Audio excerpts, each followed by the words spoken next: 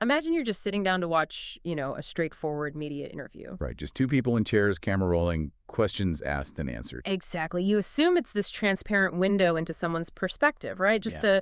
a simple transfer of information from them to you. Which feels completely natural. Yeah, but what if you're actually watching a highly engineered psychological weapon? What if that transparent window is deliberately designed to completely bypass your analytical filters and, use your own psychology against you? Well, Sarah, that is basically the reality of modern information warfare. Mm-hmm. I mean, the media landscape we're navigating today, it isn't just biased. It's structurally built to short-circuit your critical thinking. It really is. And welcome to the Deep Dive, everyone. I'm Sarah, and I'm here with John. Today, we are conducting a strictly forensic, impartial, investigative audit of one very specific piece of media. Right, we are breaking down former Zelensky spokesperson Juliia Mendel's 90-minute interview with Tucker Carlson. But right out of the gate, we need to set the rules of engagement here. Yes, absolutely. We are not here to defend any politician. We're not here to justify any geopolitical actions or, validate political sides. If you naturally distrust institutions, hold on to that skepticism. Yeah, it's a vital tool. It really is. But today, we are auditing this interview solely as a narrative weapon. And to maintain that forensic clarity, we really have to establish a critical baseline for our own language first. Right. Because the sources highlight this deliberate rhetorical choice in the interview that we need to flag immediately.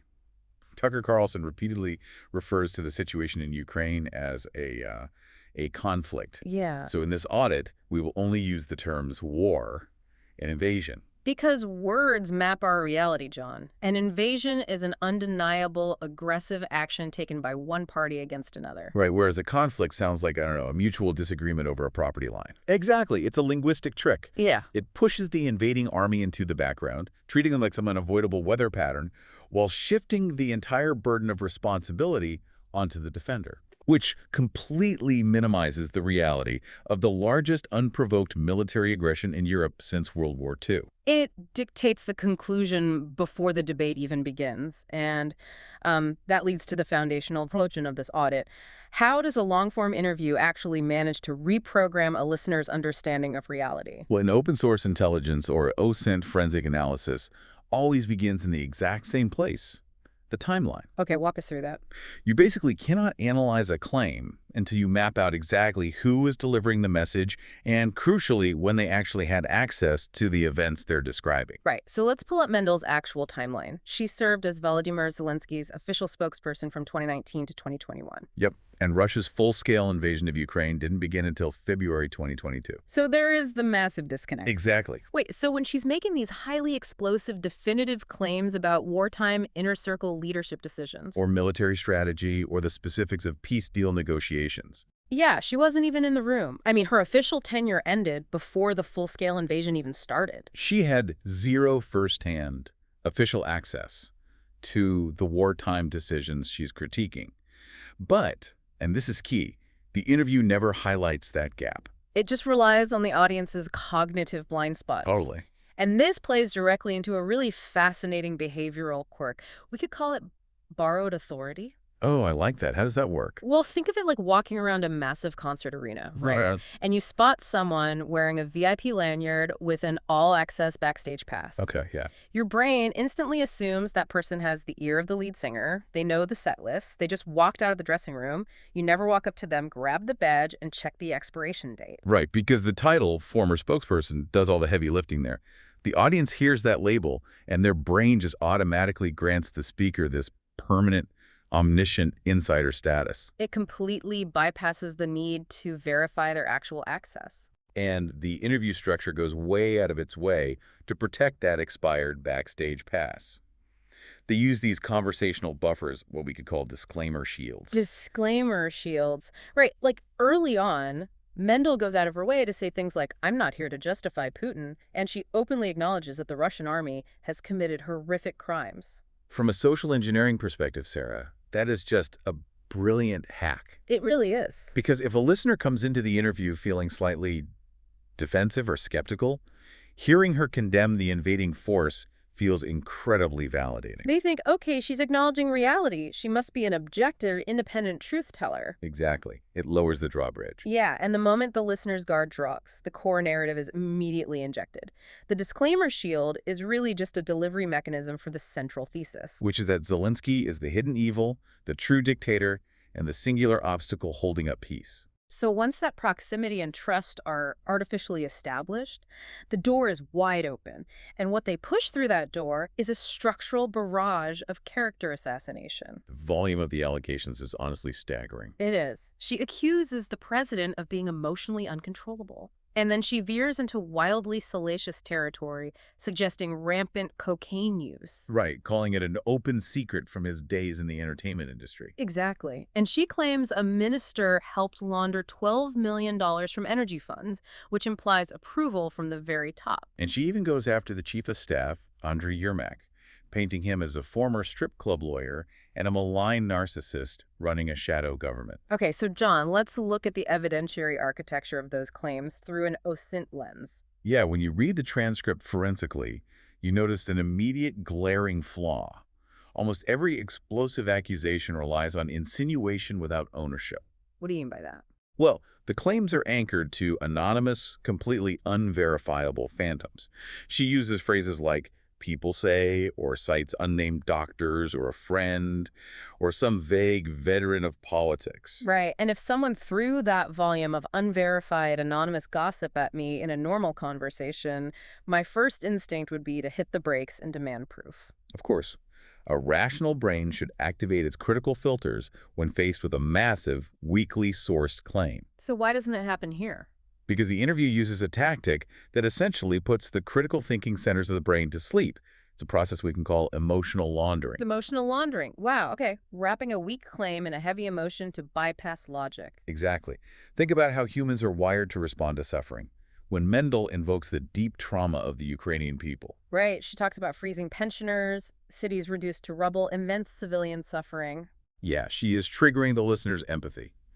So when an unverified claim about a $12 million energy scheme or a drug rumor arrives wrapped in that profound emotional distress, your brain literally changes its operating system. Because you feel bad for the person speaking, so asking for a spreadsheet or a sworn affidavit feels cruel. Compassion becomes the shortcut for credibility. That is so manipulative. You basically substitute the demand for evidentiary quality with the intensity of the emotion being displayed. Exactly. The emotional payload launders the unverified claim, making it feel true simply because the pain feels real. But there's a crack in that performance, and it's something an auditor really has to pay attention to. Throughout the interview, there is a distinct jarring affect incongruence. Right. There are moments where Mendel is smiling or even laughing, while simultaneously describing the total collapse of her nation, autocracy, and existential destruction. And obviously, we aren't trying to do amateur lie detection here. Human beings process trauma in deeply complex, sometimes bizarre ways. No, of course. But we aren't evaluating a private therapy session. We are evaluating a produced, edited piece of media. When affect incongruence is left in a persuasive interview, it becomes a structural feature. Meaning what, exactly? It signals that you are watching a performance designed to build a casual, conspiratorial, we both know the real truth rapport with the host, rather than an authentic relaying of facts. And Tucker Carlson provides the scaffolding for that performance. He doesn't apply any adversarial pressure. He never stops the flow to ask, wait, what is the source for this $12 million laundering claim? Or, who exactly are these doctors you mentioned? Right. He just nods, validates, and reinforces the atmosphere. He functions as a narrative co-producer, ensuring the emotional laundering goes completely uninterrupted. So destroying the character of the individuals is just the first phase. Once you successfully paint the leadership as drug-addicted, corrupt narcissists, the narrative seamlessly pivots to delegitimizing the entire state apparatus. This is the legitimacy trap. Right. It is specifically engineered to manipulate the Western listener's inherent democratic values. The dictator framing. The interview leans heavily into the idea that Ukraine has become a tyrannical state, claiming that elections were canceled simply because the leadership wanted to consolidate power and rule without opposition. And for a Western listener sitting in a perfectly stable, peaceful democracy, the equation, no elections equals dictatorship, is an addictive, incredibly simple binary. It feels morally unassailable. What's a perfect trap because it strips away all operational reality. Let me give you an analogy for this. Imagine demanding that a neighborhood association hold a formal paper ballot vote to decide on a new roof. That sounds completely reasonable, right? Sure, totally normal. But now imagine demanding that exact same vote while the house is actively burning to the ground, the roof has already collapsed, and half the residents have fled the flames. Right. The legal and logistical realities are entirely omitted from the conversation. Completely ignored. Because Ukraine is operating under constitutionally mandated martial law, which is dictated by an act of invasion, there are upwards of 10 million displaced citizens and refugees scattered across the globe. Wow, 10 million. Yeah, and vast swaths of territory are under foreign military occupation.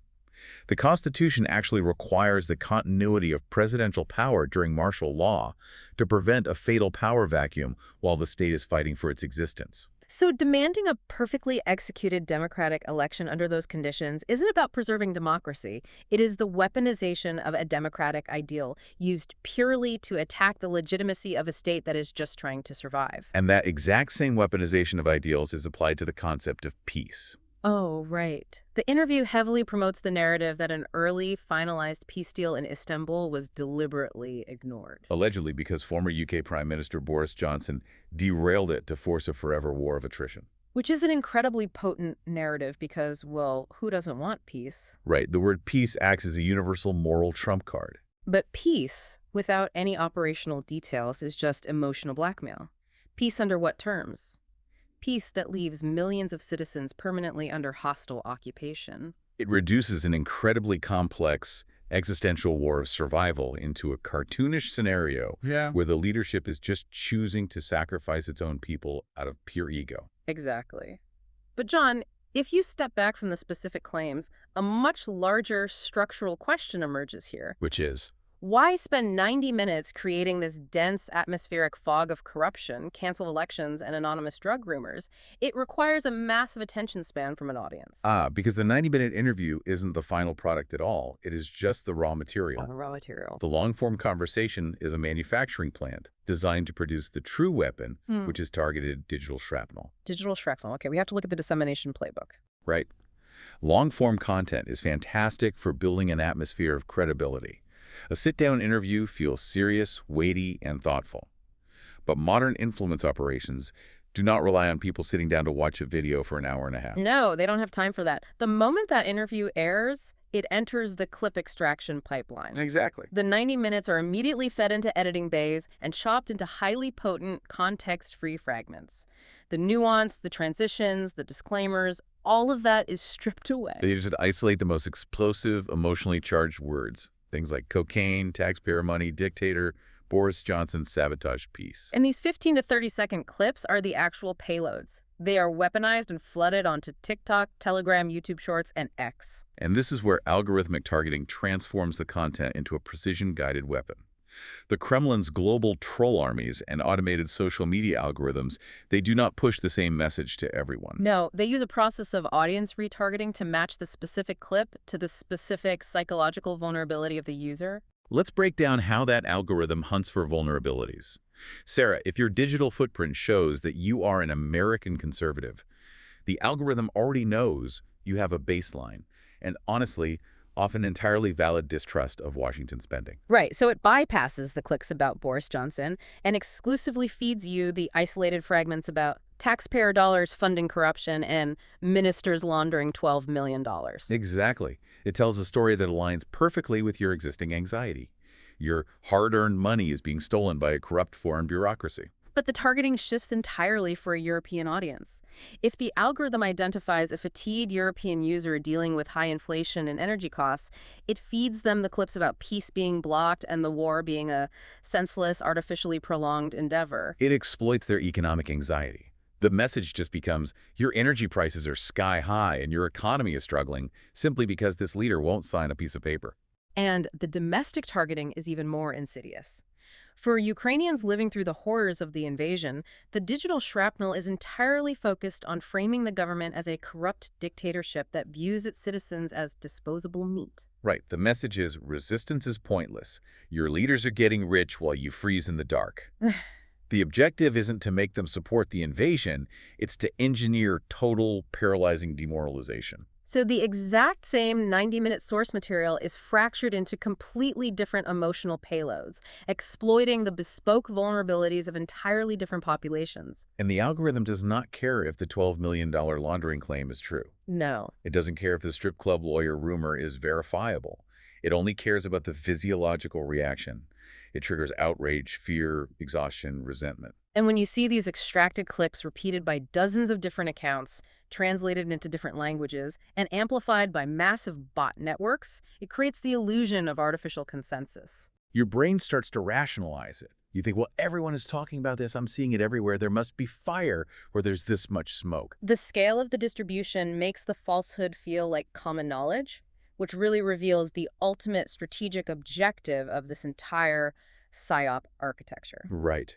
The goal of this influence operation isn't necessarily to make the listener adopt a brand new specific belief. They don't need you to explicitly believe the cocaine rumor. They don't need to convert you at all. The true goal is trust destruction. Trust destruction. The operation achieves total victory if it simply exhausts you. Yeah. If the sheer volume of contradictions, emotional laundering, and digital shrapnel cause you to throw your hands up and conclude, everyone lies, both sides are bad, the media is fake, the institutions are corrupt, the truth is unknowable, nothing matters. Apathy is the victory condition, because when you emotionally detach and decide that reality itself is a blur, your critical thinking collapses. And a population that has surrendered its critical thinking is incredibly easy to manipulate. So defending against this requires active analytical discipline. You have to build your own cognitive firewall.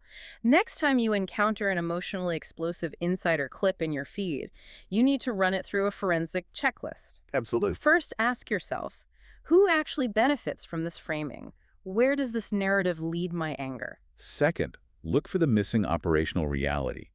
Are they discussing a democratic ideal like elections, while deliberately ignoring the context of martial law and an active combat zone? Third, check for borrowed authority.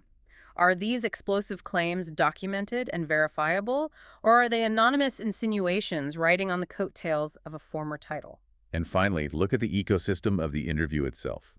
Is the interviewer applying adversarial pressure to the claims, or are they acting as a co-producer, emotionally validating a pre-written narrative? But perhaps the most vital question you can ask yourself when consuming this kind of media is this: is this information helping me think more clearly and critically, or is it trying to replace my thinking with a rush of emotional certainty? That's the real test. Acknowledging the messy, imperfect reality of a struggling democracy at war is necessary. But confusing that imperfection with a moral equivalence to an invading, aggressive force, well, that is exactly the trap they built for you. Because a successful influence operation doesn't feel like propaganda to the target. It is meticulously designed to feel like independent, rebellious, anti-establishment, free thinking. It is engineered to make you feel like you are uncovering a hidden truth all by yourself. So here's a final thought to mull over as you scroll through your feed tomorrow. If the most effective narrative weapon thrives by making you feel like you've discovered the truth entirely on your own. Wait, John, you mean the illusion of free thinking? Exactly. If it relies on that illusion, how much of your daily media consumption is actually a product of your own independent thought? And how much of it was carefully, mathematically engineered for you by someone else?